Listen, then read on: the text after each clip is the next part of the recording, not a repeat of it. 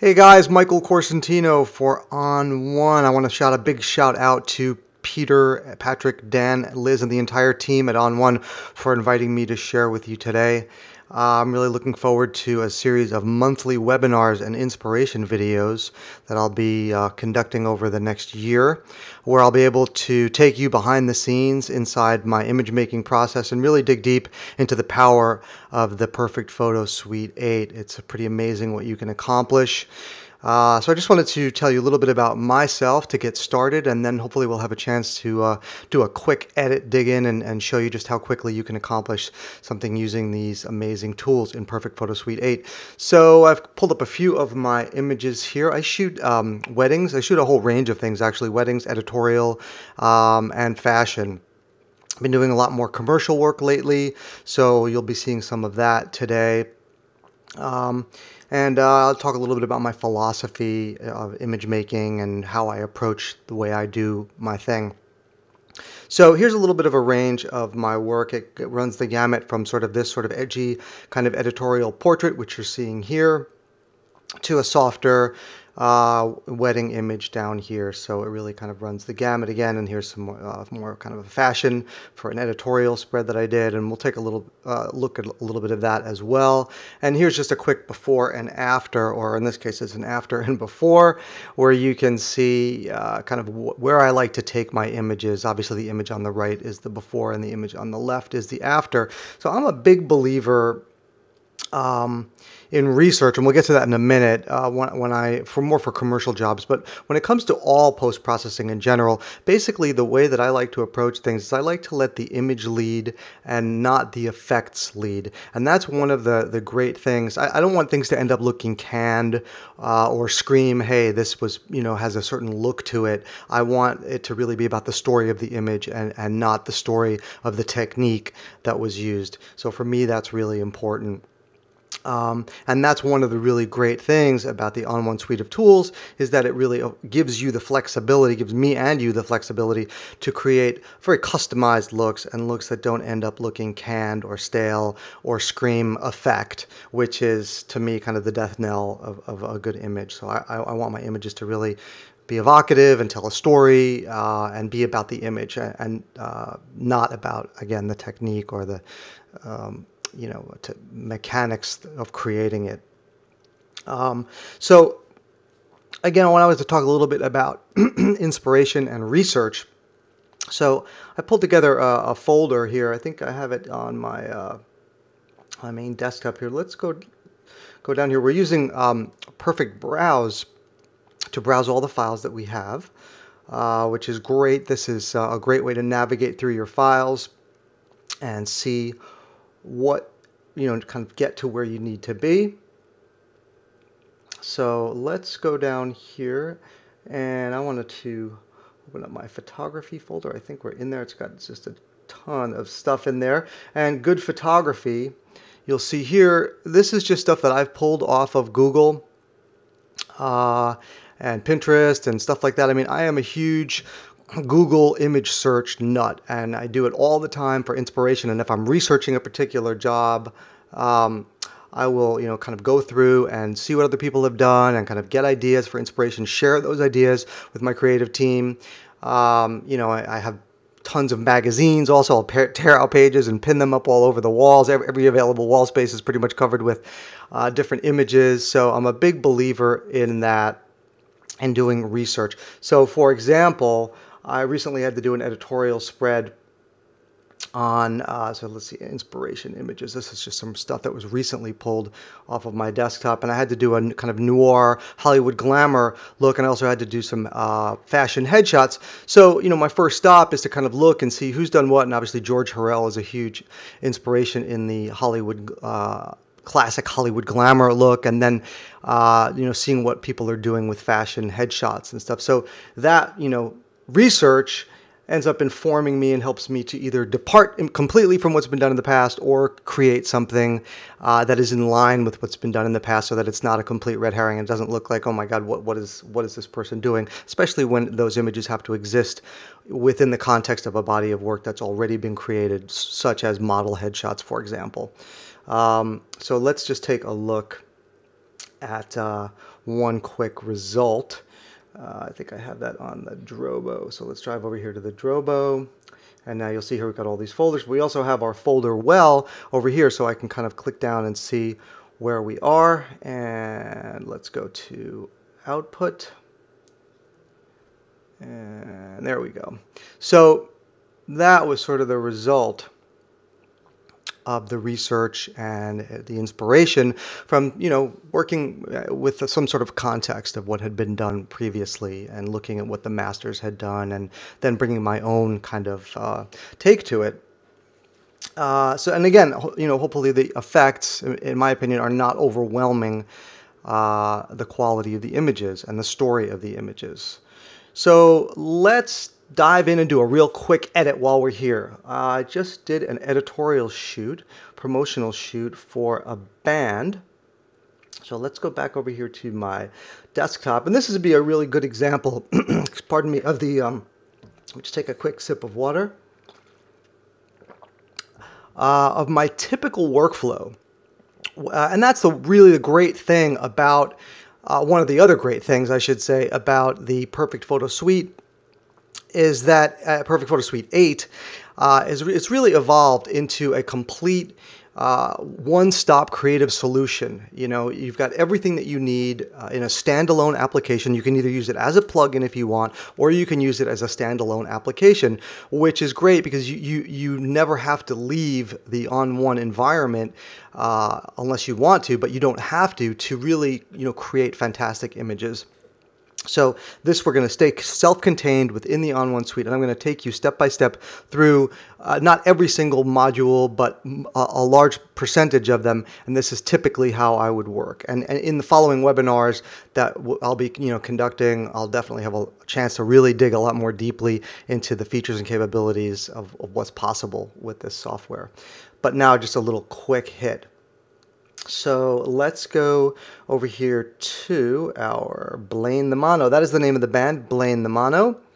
And let's go over here to our studio session, and I'll kind of show you where we're going to end up and where we're starting, and then we'll just dig right in and get to it. All right. Let's go down here a little bit. Maybe we passed it. Just looking for our edit. I know that it's 28. Ah, there we go. Okay, we'll just let that render.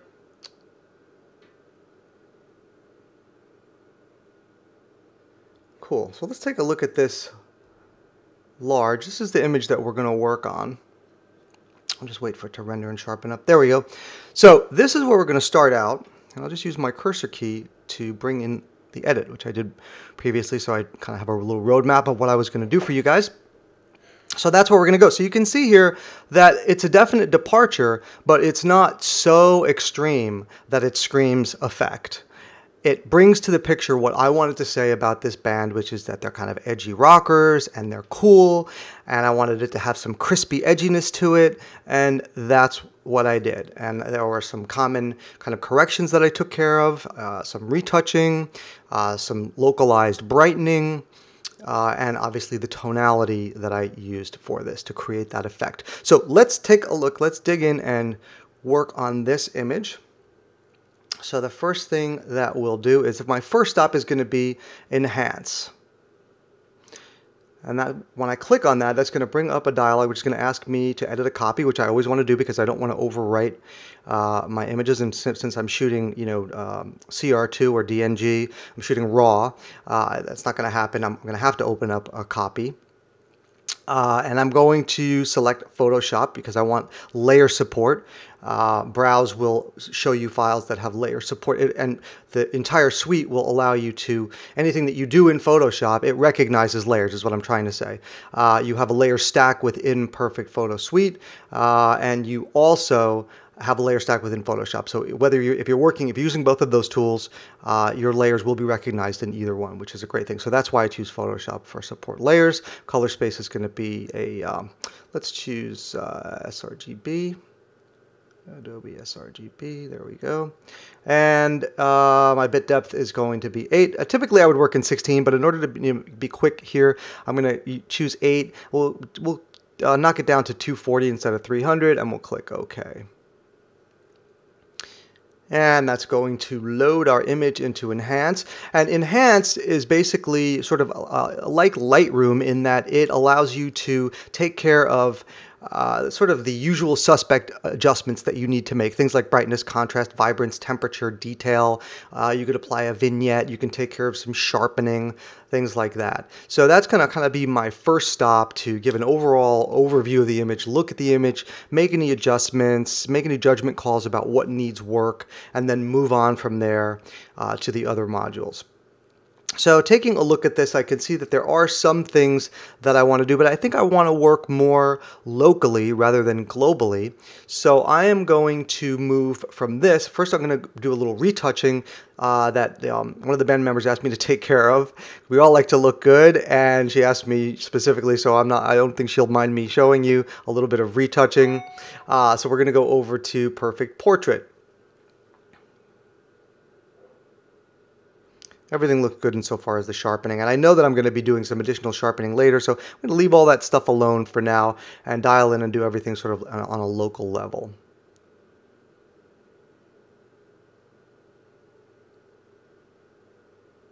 All right, so what's happening now, when you see it says Finding Faces and Finding Features, Perfect Portrait has facial recognition technology. So that's what you're seeing going on right now. The software is recognizing the faces that are in the image, and it'll recognize multiple faces, as you can see here. And if it doesn't recognize a face, as we see here, because Cliff's got a beer bottle in front of his face and his face is turned a little sideways, so you can definitely direct the software later. You can see here faces have been found automatically. If there's a missing face, you can click on it and then it'll ask you to define a bounding box, and you can set that face up. So you're good to go there. So we'll just get rid of that little dialogue, and we will click on this face, on Randy's face, and that is going to zoom in for us and allow us to begin our retouching process. And we've got here another message which is helping us along, kind of explaining what's going on. But I will do that for you. So right now what I'm doing is essentially building a mask by moving these little handles along. I am telling the software where I do not want softening to be happening, because areas that are not skin. So that would naturally going to be the eyes and the mouth. Those are areas that are not skin, clearly. So we'll just move our handles where we need them. There we go. And you can see here over on the right that I've got lots of different areas where I can kind of dial things in. I've got skin retouching, color correction, eyes and mouth corrections as well. But before I even get to that, what I want to start doing is I want to do a little bit of retouching to take care of some of the heavy lifting before I go in and dial into the blemish removal and smoothing on a more global level. So what I will do is go over here and select our retouch brush. And I will use my bracket keys to make my brush really small, and I'll just go in here and start doing a little bit of retouching just to kind of clean things up a little bit, take care of some of those problem areas. And there we go. And whenever I do these demos, I am such a perfectionist that I always kind of take too long, so forgive me. I just want to sort of tune this up in a way that looks good. I'm definitely all about doing things on a sort of micro level rather than a macro level when possible. I think you have a lot more control that way and just better results that way. All right, so that is looking a little better than before. We can go down here and use our little before and after drop down to see before and after. We can also click on this to see a before and after. I use our hand tool just to move the image over And we can see the before and after. So right away, really quickly, tune that up. And obviously there is some baseline blemish reduction and smoothing that's happening. It's around 20 and 50. And that is looking pretty good to me. I typically don't really go too crazy with that. I like to maintain texture on the skin, and I'd rather do a whole lot of localized blemish removal or skin retouching rather than let's just go back over here, rather than just globally smoothing everything out. Let's click there, and we'll just kind of cycling through the various options that you have. Okay, excellent. So I wanted to show you another feature here, and that is that we can take a look and we can see where our mask is. So let's go back up here to our facial recognition tool. Oops, here. And let's click on, let's get rid of that. And I just want to go here and turn on our red mask. And that is going to show you where our what is having skin smoothing applied to it and what is not. Obviously, the areas that are red, the software is saying, hey, this is not skin, and the areas that are clear, this is saying, hey, it is skin. So you can see here that there are some areas which we're going to need to tune up and paint on our mask in order to have that skin smoothing exactly where we want it. Easy to do. Right up here you can see mode, and it says not skin. Now that means where I'm going to paint, I'm telling the software that this is not skin. And I've got perfect brush turned on. Perfect brush is really great because what it's going to do is, you can see as I'm painting on the hair, it's not going to allow me to go into the areas of the face, which are skin, which is great. Now, sometimes you'll use that and sometimes you won't, but in this case, it's coming in very handy. You can see here also, if I paint right over here on the hair and the ear, none of that is being affected, and the same thing there. And then if I just turn that off and I want to paint more fluidly, I can go in here and tune up some of the other stuff. Okay, and now I can also go up here for things that are skin, because I can see here that our forehead got some masking on it, which I don't want, and I can just click Add to Skin. And I could definitely use the perfect brush would come in handy here. So let's close this. That's just, again, helping us along, telling us what the tool is going to do, which is useful. And we'll turn that off. Okay, and I also want to add some of the skin down here. Let's use our hand tool. I'm pressing the space bar to invoke the hand tool, and perfect brush is on. And again, here's perfect brush helping us out by defining those edges and not going into the shirt, only staying within the skin. I've got my brush selected to add skin. One quick tip, you can also use the Option key. You can see here that my brush has a plus sign. If I hit the Option key, you can see it changes to a minus real quick, and you can see how it changes up there in mode, add skin, not skin. That's just me pressing the Option key. Now I could go here and I could do the arms and everything else as well. For the sake of time, I'm not going to do that. You can see here that the controls that we have here defining our mask, I can also hide those, which I typically do. I'll go back here and turn on our after, turning off the mask and bringing us back to our image. And I'll just zoom out. All right, excellent. So at this point, we could define another face if we wanted. We could do some additional retouching, but I'm not going to do that. I'm going to move forward. You get the point of how you can find faces and how you can define faces and make those corrections. Use your controls to control the global effects that you want, the global smoothing and blemishes. You can also warm up the color, make it cooler. You can brighten the eyes. You can add detail to the eyes. There's a lot that you can do. You can add vibrance to the lips if you want as well. This is going to kind of end up being a cool tone image, so not really a necessity to do that. All right, so speaking about staying within the entire environment of on one, basically what we can do now is, rather than clicking save and close, I'm going to use this little drop down arrow over here, and I'm going to click perfect effects, and that is going to save my changes and bring me in to perfect effects.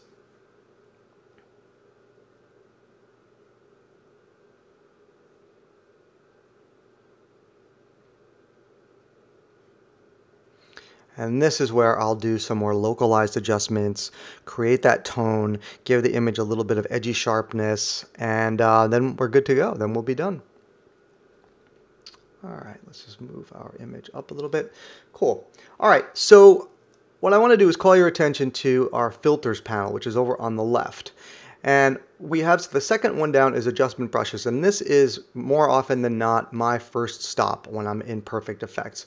The adjustment brushes are fantastic. What they are your sort of usual suspect adjustments, but done locally. It applies a mask to things like, let's open it up and take a look, like lightning, contrast, making an image cooler or warmer or darker, but the effect is hidden, and it's got because it has a mask over it, and then with an adjustment brush you can paint in that effect, localized lightening, localized darkening, localized contrast, etc., just where you need it, just where you want it, which is for me one of the most important ways that I work.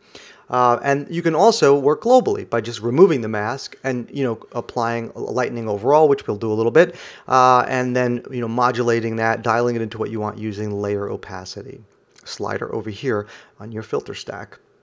All right, so you can see here that we've got an empty layer. That's the first stage in our effects workflow, is that we have a filter stack, a layer-based workflow. Pardon me. So as long as we have that layer, every time we want to do something new, every time we want to add another effect, refine things further, you're going to want to click on this plus button over here in your filter stack and add another layer to your stack. If you don't, you're going to overwrite what you did previously. So that can kind of be a gotcha. You want to watch out for that. All right, but the software is nice enough when we first launch to give us an empty layer to do what we're first going to do. So the first thing that I want to do, I want to show you one other thing also. This little, if we close that adjustment brush area there and we click on the grid icon right here, you're going to see all of the various adjustments that we have in there. Now that follows true to all of the filters and presets that you have. You can always click on that little grid, and that is going to show you everything contained within that folder and give you a preview of what it's going to look like, which is really handy. And you can control how big those thumbnails are using your slider down here. Okay, so pretty cool. So all I have to do is click, and you can see here that it's got an icon in the upper left-hand corner, which is indicating that it is an adjustment brush, that it's got a mask applied to it, and that you're painting on that mask. You won't see that on other filters and presets, only on the adjustment brush. So we'll just click once on that, and that is going to load it in. You can see here that it now in the filter stack says adjustment brush, and it's got a mask on it. So what I want to do now is kind of dial in my settings for my brush. So I'm going to boost up my feather really high, and I'm going to take my opacity down to around 30%. And basically what I want to do is just paint with a little bit of lightness, just to open things up a little bit. Some of this blackered clothing, shadowed areas that are happening in here and here. And I know I'm going to get pretty dark when I move on to my other effects as well. So I want to lighten things up a little bit. I also just want to show you what's possible for localized adjustments. This is sort of burning and dodging, to use some of the wet darkroom techniques or terms.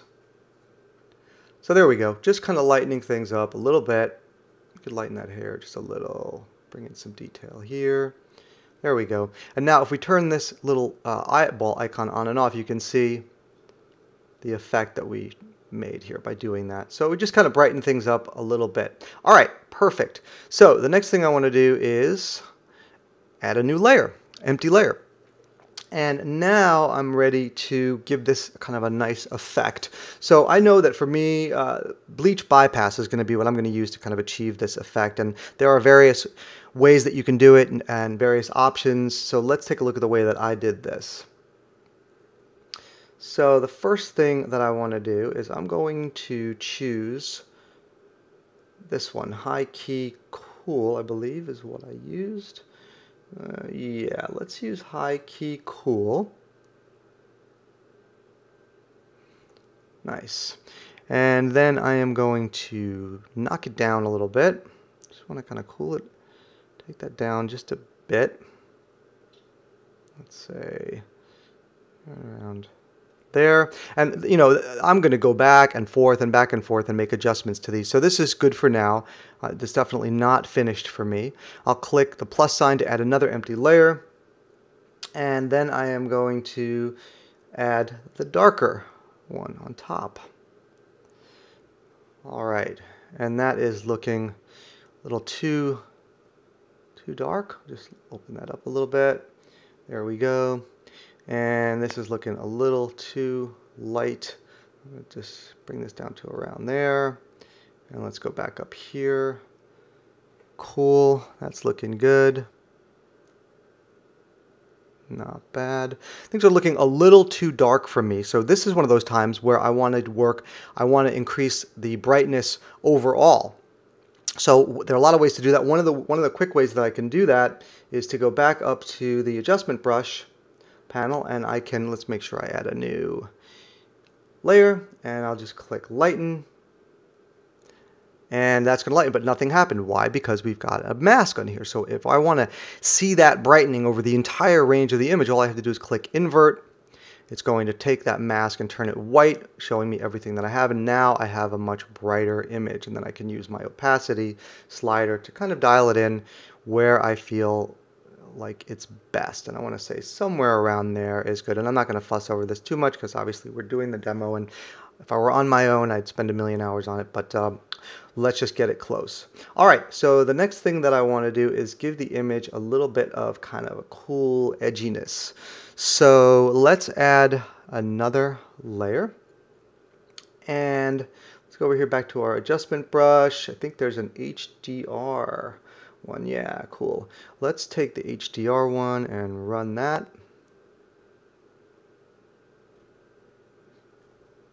And we'll invert, and then we'll be able to see the whole thing, and that is way too much for me. So I'm going to take this and I'm going to scale it back down. I'm going to bring it down to, but you can see how it brings out the floor, and it brings out a lot of really cool edginess. I like the way that it's going there, and that's about 30.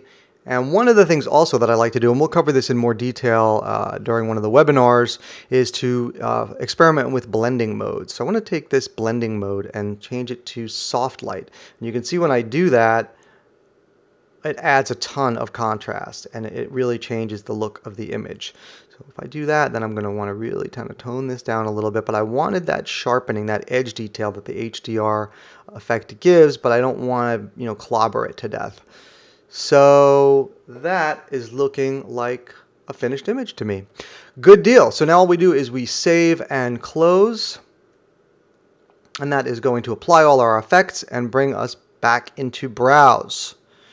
So that's going to wrap it up for this inspiration video. I hope you guys have enjoyed it and are